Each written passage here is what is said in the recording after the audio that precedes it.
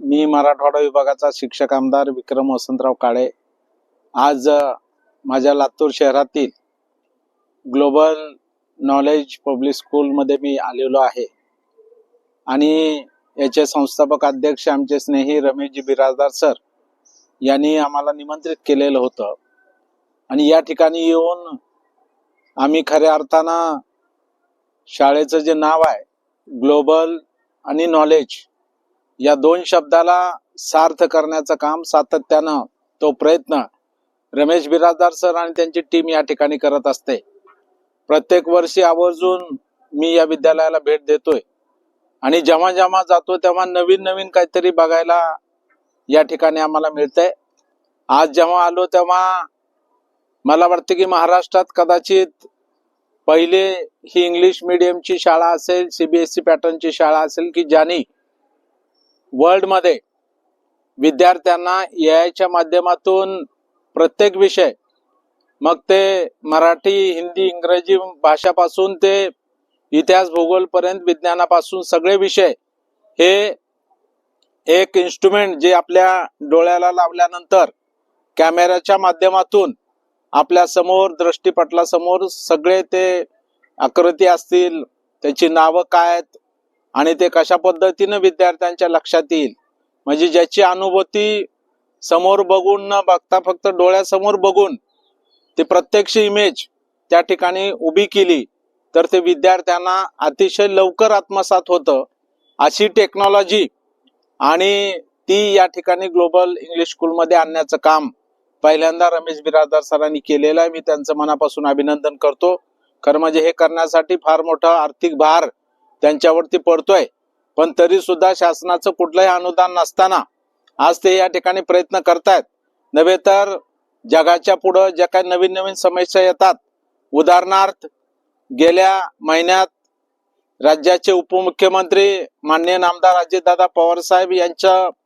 विमान बारामती जवळ ज्या पद्धतीनं क्रॅश झालं, त्याच्यामध्ये यापुढे अशी घटना घडू नये यासाठी विमानात कुठल्या प्रकारच्या सिस्टीम लावल्या पाहिजेत यावरती सुद्धा आमच्या विद्यार्थ्यांनी या ठिकाणी प्रयोग केलेला आहे आणि त्याला ती बातमी वाचून त्याला ते सुचलं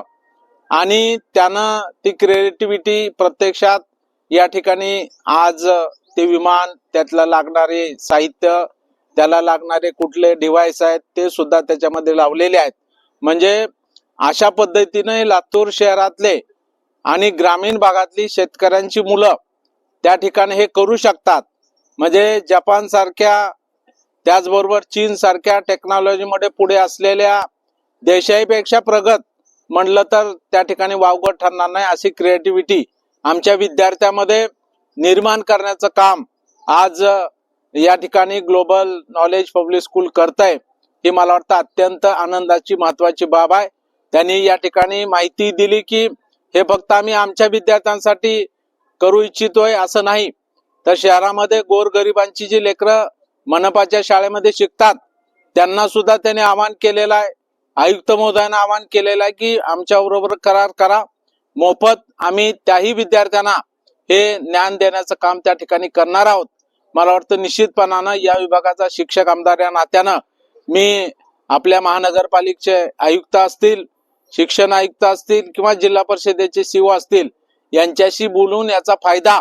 आपल्या ग्रामीण भागातल्या गोरगरीब विद्यार्थ्यांना सुद्धा व्हावा या दृष्टिकोनातून निश्चितपणाने पाऊल उचलेल अशा प्रकारची ग्वाही सुद्धा आज या माध्यमातून मी रमेश बिराजदार सर आणि त्यांच्या सर्व सहकार्याने या ठिकाणी देतोय। खरं म्हणजे